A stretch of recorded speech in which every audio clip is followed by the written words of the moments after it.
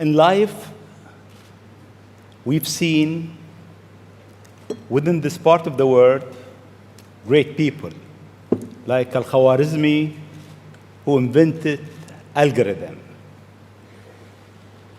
Globally, Newton,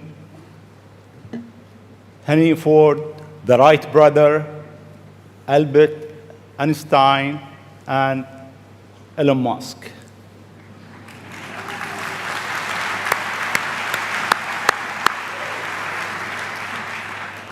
It seems you are in a rush. You want to go to places that nobody been. You are reinventing a certain industry, from the rocket industry with SpaceX to the car industry with Tesla. What's your mission in life? Why you do whatever you do? Sure. Well, first of all, thank you for having me. It's an honor to be here, and we're having a really, really great time with my kids in Dubai. It's really been fantastic. I'd really encourage anyone who hasn't been to visit. What a great city. Thank you. Thank you. And in terms of the motivations, I guess the sort of kind of a long version of the explanation, but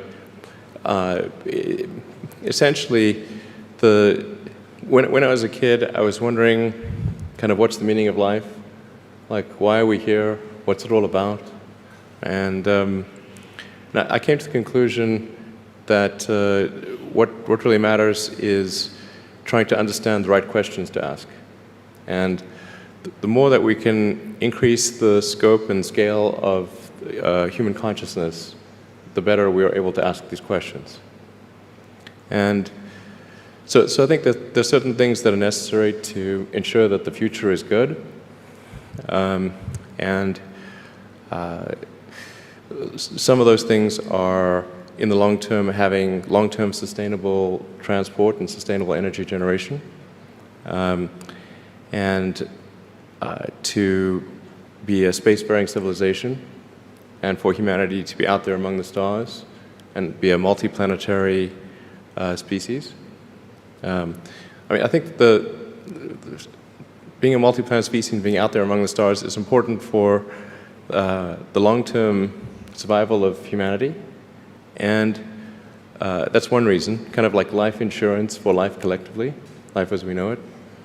But then the part that I find personally most motivating is that it creates a sense of adventure, and it makes people excited about the future.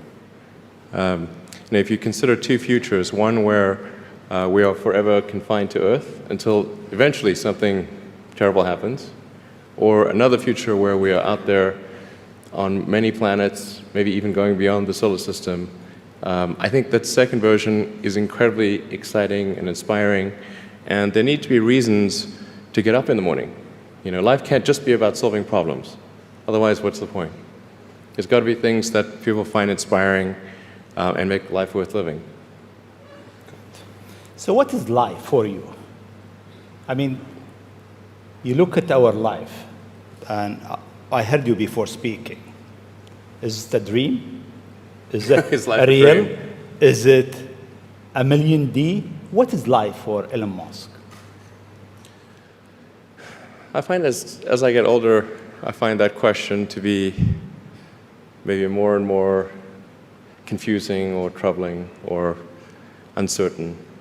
I think particularly when you see the advancement of something like video games, you know, like say 40 years ago, you had video games. The most advanced video game would be like Pong, where you had like two rectangles and a dot. You know, like batting it back and forth. I played it. Oh yeah, like me too, exactly. I That's played Pong. Exactly. It sort of dates you a little bit, but yeah, we both played the same game, and that was like, wow, that was a pretty fun game at the time. But now you can see a video game that's photorealistic, almost photorealistic, and millions of people playing simultaneously, and you see where things are going with virtual reality and augmented reality. And if you extrapolate that out into the future with any rate of progress at all, like even 0.1% or something like that a year, then eventually those games will be indistinguishable from reality. They'll be so realistic, you will not be able to tell the difference between that game and the reality as we know it. And then it seems like, well, how do we know that that didn't happen in the past and that we're not in one of those games ourselves? Interesting. Interesting. I mean, could be. Everything is possible in life. I mean, yeah, particularly like things seem to be accelerating to something. Isn't it? I mean, if we look at our life, it seems in the past 100 years, life been accelerating quite fast. Yeah. In the past 20, It's much getting faster. Faster and faster. Is it more slow? So my question is really, how life will be in Earth 20, 30, 50 years from now? Our education, our transport. How do you see it? Well, I think this is one of those things that's quite difficult to predict. When you think of, say, the first controlled powered flight was 1903 with the Wright brothers. And then 66 years later, we put the first people on the moon. I mean, if you'd ask people, say in 1900, what are the odds of man landing on the moon, they would have said that's ridiculous. And if you try to talk to them about the internet, they would not even know what the heck what are you even talking about? Like, this sounds so crazy. But today, with a $100 device, you can video conference with anyone in the world, on the other side of the world. And if you have a Wi-Fi connection, it's basically free.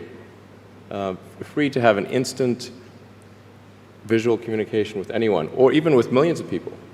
With social media, you can communicate to millions of people simultaneously. You can Google something and ask any question. It's like an oracle of wisdom that you can ask almost any question and get an instant response.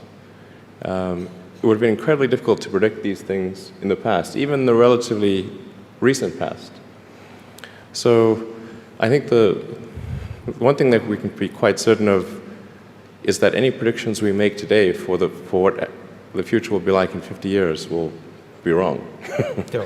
That's for sure.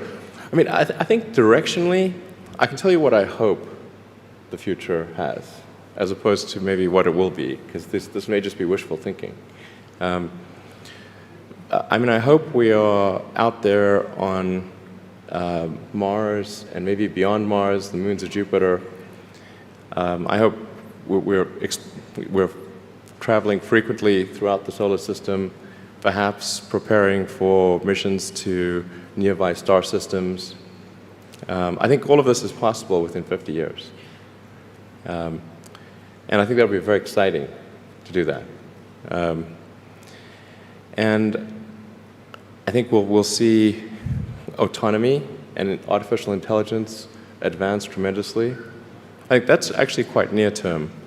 My guess is in probably 10 years, it will be very unusual for cars to be built that are not fully autonomous.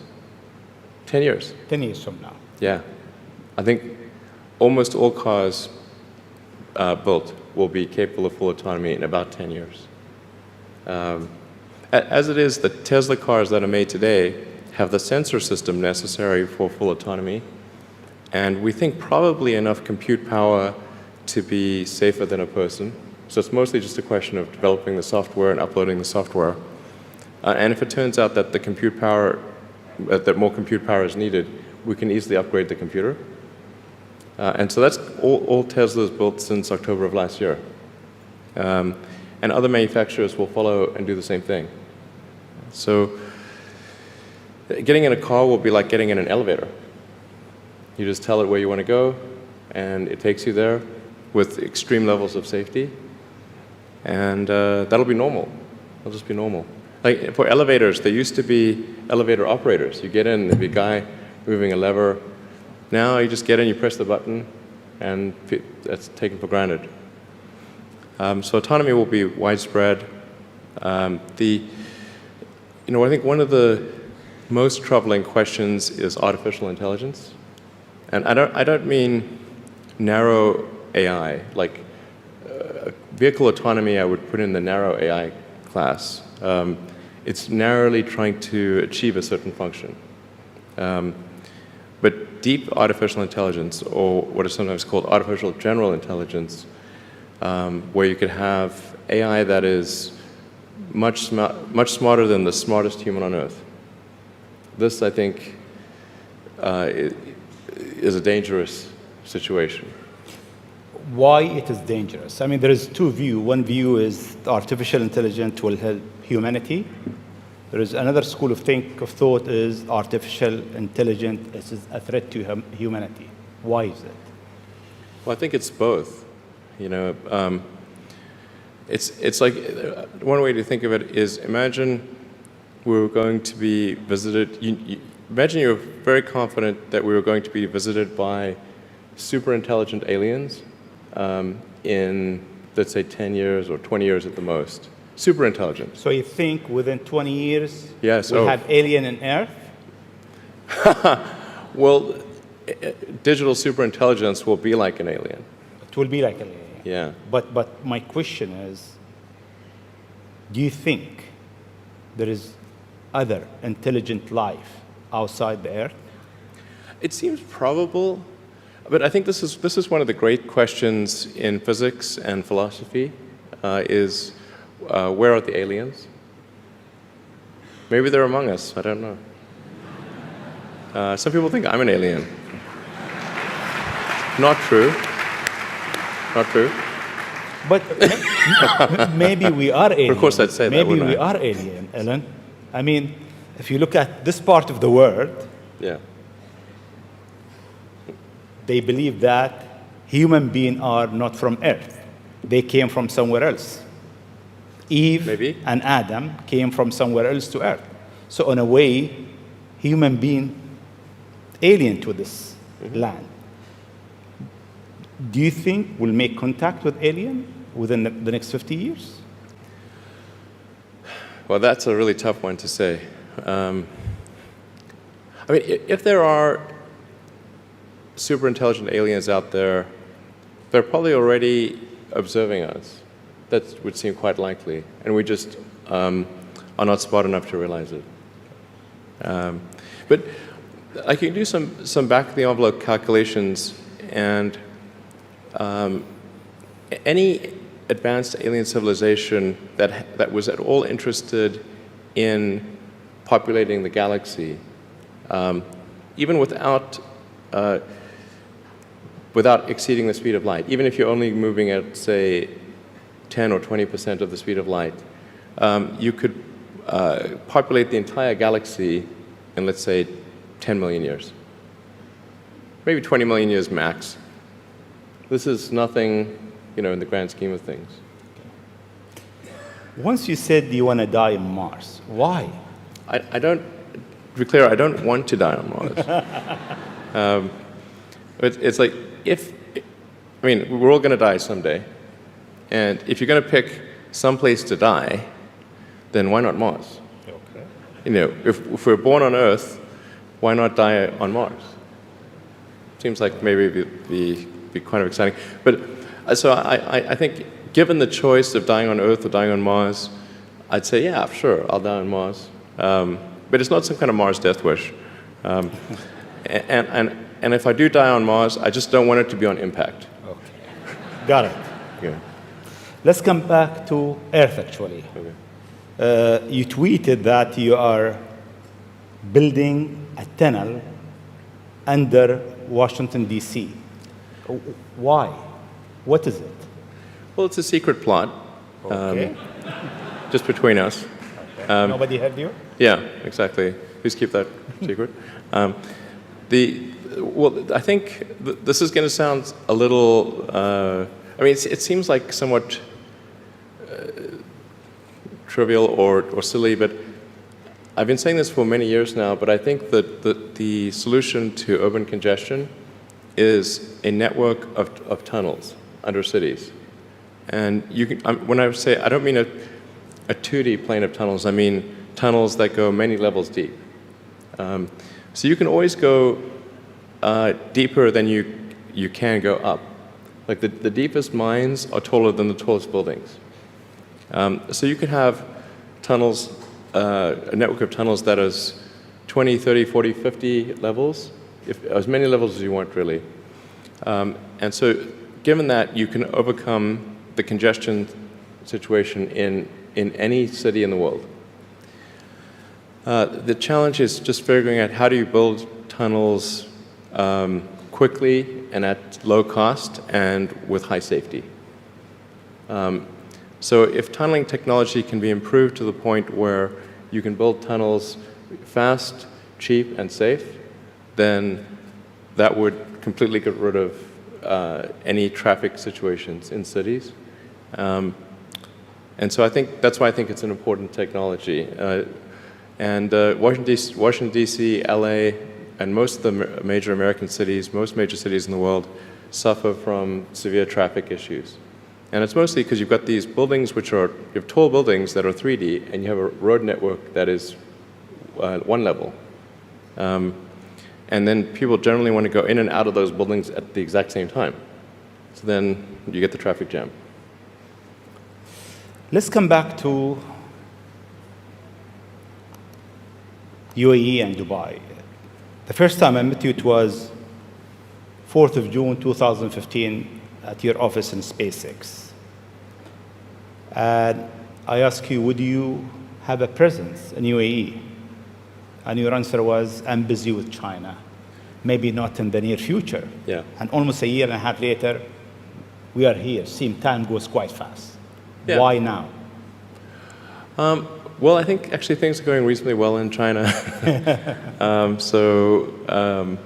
We had some initial challenges figuring out charging and service infrastructure and various other things, but now it's actually going fairly well, and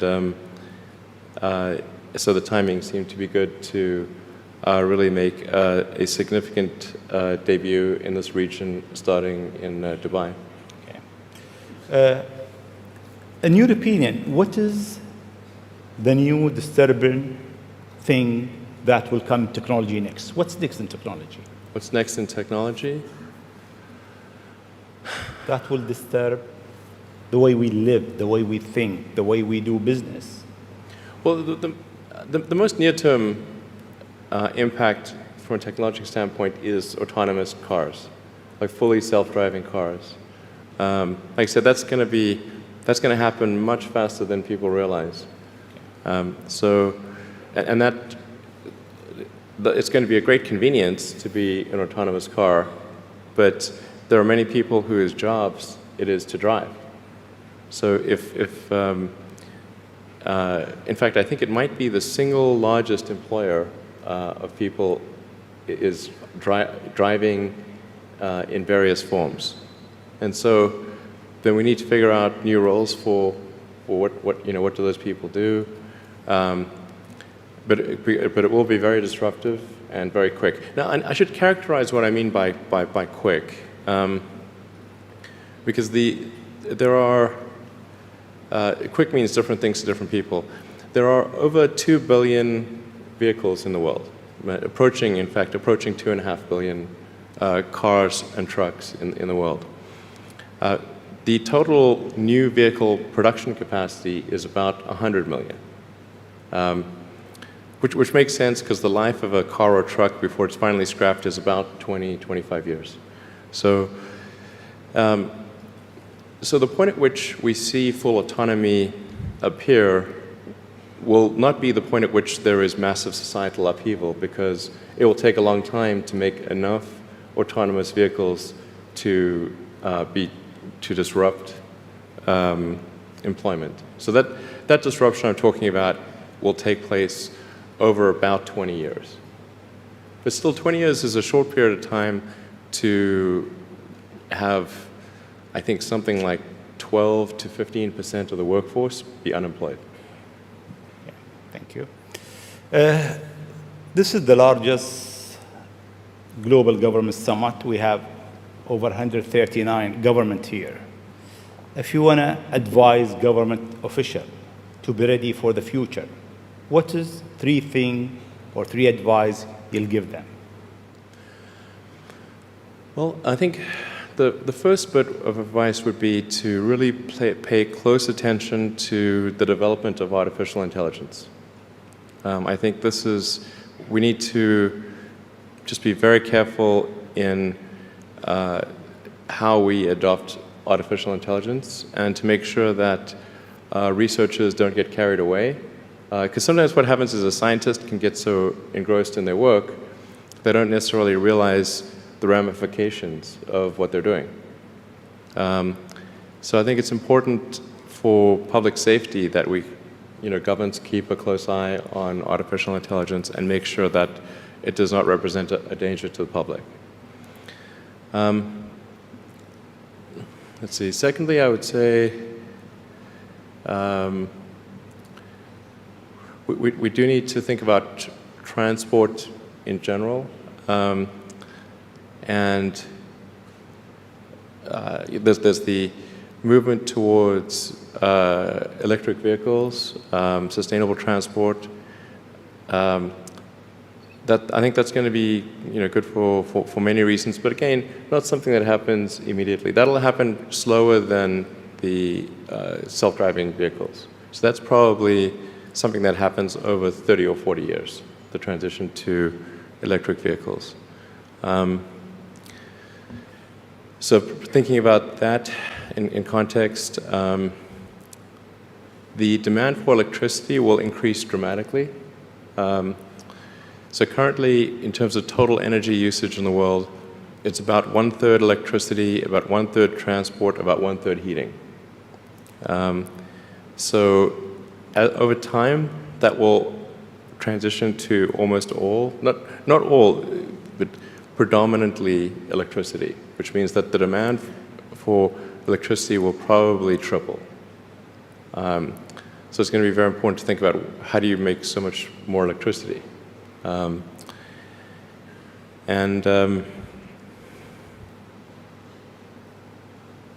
Seem they have an easy job. That's it. There is no more challenges for them. No, well, then I think maybe these things do play into each other a little bit. But what to do about mass unemployment?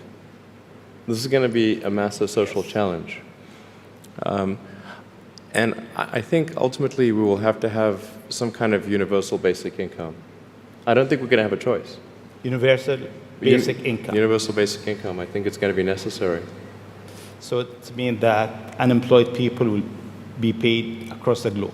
Yeah. Because there is no job, robot is taking over. There will be fewer and fewer jobs that a robot cannot do better. Okay. That's simply and I want to be clear that these are not things that I think that I wish would happen. These are simply things that I think probably will happen. And if my assessment is correct and they probably will happen, then we need to say, what are we going to do about it? And I think some kind of a universal basic income is going to be necessary. Now, the output of goods and services will be extremely high. So with automation, there will come abundance. There will be almost everything will get very cheap. I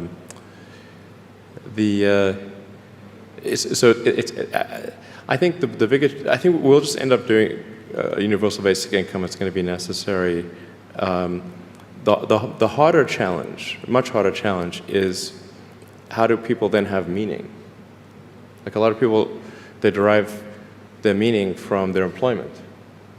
So if you don't have, if you're not needed, if there's not a need for your labor, how do you? What's the meaning? Do you have meaning? Do you feel useless? That's a much harder problem to deal with. And then how do we ensure that the future is going to be the future that we want, that we still like? No, I mean, I do think that there's a potential path here which is, and we're really getting into science fiction or sort of advanced science stuff, but having some sort of merger with biological intelligence and machine intelligence. To some degree, we are already a cyborg. You think of like the digital tools that you have, your phone, your computer, the applications that you have, like the fact that, as I was mentioning earlier, you can ask a question and instantly get an answer from Google or from other things. And so you already have a digital tertiary layer. I say tertiary because you can think of the limbic system, kind of the animal brain or the primal brain, and then the cortex, kind of the thinking, planning part of the brain, and then your digital self as a third layer. So you already have that, and it's like if somebody dies, their digital ghost is still around. All of their emails and the pictures that they posted and the social media, that still lives, even if they died. So over time, I think we'll probably see a closer merger of biological intelligence and digital intelligence. And it's mostly about the bandwidth, the speed of the connection between your brain and the digital extension of yourself. Particularly output. And output, if anything, is getting worse. We used to have like keyboards that we'd use a lot. Now we do most of our input through our thumbs on a phone. And that's just very slow. A computer can communicate at 1 trillion bits per second, but your thumb can maybe do, 10 bits per second or 100 if you're being generous. So some high bandwidth interface to the brain, I think, will be something that helps achieve a symbiosis between human and machine intelligence, and maybe solves the control problem and the usefulness problem. Getting pretty esoteric here. I don't know if this is... It's close. Okay. We got it. Always you think out of the box. Your idea is so huge. You want to go to space. You decided to go to space. You did it. You decided that you want to land your rocket back. You failed 7 times, 8 times. Yeah, something like that. Then it landed. More times than I care to count. Yeah. How do you come with this idea, actually? Sometimes they're pushing the human limit. You are always pushing the human limit. Why? Well, I think about what technology solution is necessary in order to achieve the particular goal, and then try to make as much progress in that direction as possible. So in the case of spaceflight, the critical breakthrough that's necessary in spaceflight is rapid and complete reusability of rockets, just as we have for aircraft. You can imagine that if an aircraft was single use, almost no one would fly. Because you can buy, like, say, a 747 might be $250 million, $300 million, or something like that. You'd need 2 of them for a round trip. But nobody's going to pay millions of dollars per ticket to fly, to do air travel. But because you can reuse the aircraft tens of thousands of times, the air travel becomes much more affordable. And the same is true of rockets. So our rocket costs $60 million, roughly. So the capital cost, if it can be used once, is $60 million. But if the capital cost, if it can be used 1,000 times, is $60,000. So then if you can carry a lot of people per flight, then you can get the cost of space flight to be something not far from the cost of air flight. So it's extremely fundamental. Because Earth's gravity well is quite deep, Earth has a relatively, fairly high gravity, the difficulty of making a rocket reusable is much greater than the difficulty of making an aircraft reusable. And that's why a fully reusable rocket has never been developed thus far. But if you use the most advanced materials, most advanced design techniques, and you get everything just right, then I'm confident that you can do a fully reusable rocket. Fortunately, if Earth's gravity was even 10% stronger, I would say it would be impossible. You need a team around you to deliver a lot of ideas. How do you choose your team? Based on what? Well, I suppose honestly that it tends to be gut feel more than anything else. So when I interview somebody, my interview question is always the same. It's What do you ask? I said, tell me the story of your life. And the decisions that you made along the way and why you made them. And then, and also tell me about some of the most difficult problems you worked on and how you solved them. And that question, I think, is very important because the people that really solved the problem, they know exactly how they solved it. They know the little details. And the people that pretended to solve the problem, they can maybe go one level and then they get stuck. So, what was your biggest challenge in life? Biggest challenge in life?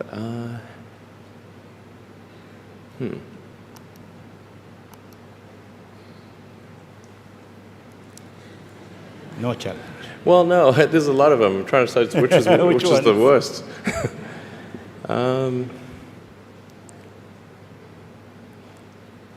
I think just thinking about how to spend time. One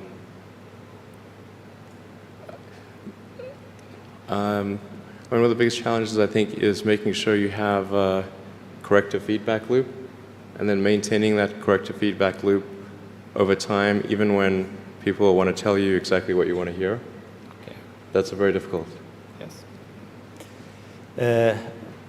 Time is over. I'll ask you just one last question, Sure. if you allow me. In the World Government Summit, we have so many people so many young people actually, from across the globe. If you have an advice to them, young people globally who want to be like Elon Musk, what's your advice to them? I think that probably they shouldn't want to be. You? I think it sounds better than it is. Okay. Yeah, it's not as much fun being me as you'd think. I don't know. You don't think so? No. There's definitely, it could be worse for sure, but it's, I'm not sure I'm not sure I want to be me. Okay. But if, you know, I think advice, I mean, if you want to make progress in things, I think that the best analytical framework for understanding the future is physics. I'd recommend studying the thinking process around physics, like not the equations. I mean, the equations certainly they're helpful, but the way of thinking in physics is it's the best framework for understanding things that are counterintuitive. And you know, always taking the position that you're to some degree wrong, and your goal is to be less wrong over time.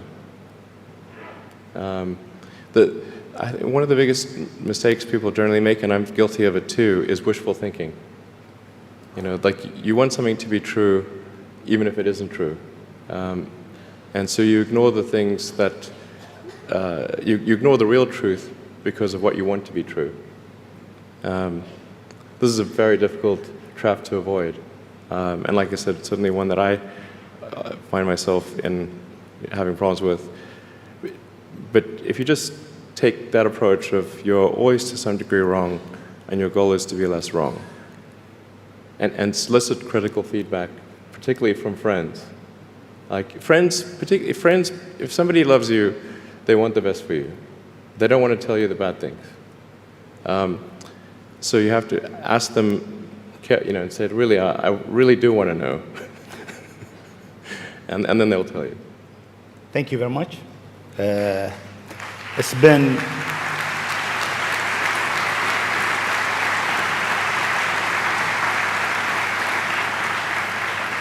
it is great for the World Government Summit to have a legend who's creating the future for humanity to share his thought, his idea, his vision, his challenges.